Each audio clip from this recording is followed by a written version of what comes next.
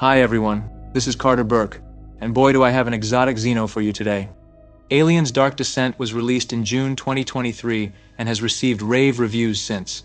The game introduced some of the familiar Xenos we already know, and some unfamiliar.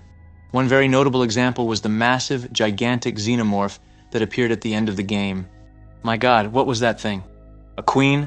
A queen mother? The destroyer? Not quite.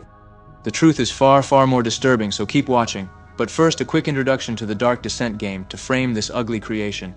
The year is 2198. While performing a routine supply run, a biohazard containment unit had been offloaded from the Bentonville, a supply shuttle that quickly departed from Pioneer Station's cargo hold, where a fanatical saboteur gained remote access to the containment unit, unleashing a xenomorph infestation.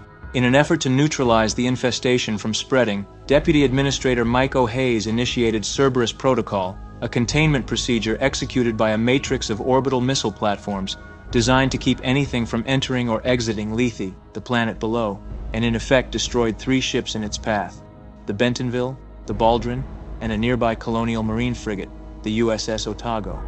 The game itself is strategy-based. You infiltrate large open levels and annihilate enemies with your squad, dispatching orders strategically and intuitively. Death is permanent, and your foes will adapt their tactics to your actions while hunting you down. You forge unique paths for survival, uncover shortcuts, create safe zones, and set up motion trackers in a persistent world where your actions impact levels forever. But back to this mammoth Xeno, what on earth is it? 2 things instantly stand out. The first is the fact that it drags itself along the floor using its arms, almost like a snake. The second is the inner jaws. They are structured in a way designed to grab victims, crush them, and potentially devour them. We don't actually see what happens to that guy. Perhaps he will become a host, but he seems a little dead. The jaws are also reminiscent of the predalien mandibles. Do the Yautja have something to do with this? Some fans have pointed out that this thing is still an infant, kind of like the newborn was, so could potentially grow even larger. Some fans have argued that it's a queen mother, which could explain the multiple hives problem in the game.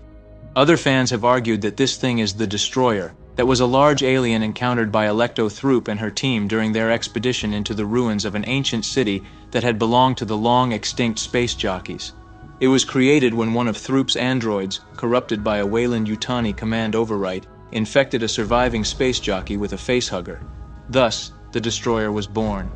Finally, it's worth noting where this thing was housed. It appears to be biomechanical and designed to fit inside this strange engineer temple, one that is reminiscent of the one we saw in Prometheus. Or was it simply hiding there, and the design aspect is a coincidence? Whatever this thing is, it's the stuff of nightmares, and I look forward to seeing more of it in future Dark Descent releases. I have been Carter J. Burke, signing out.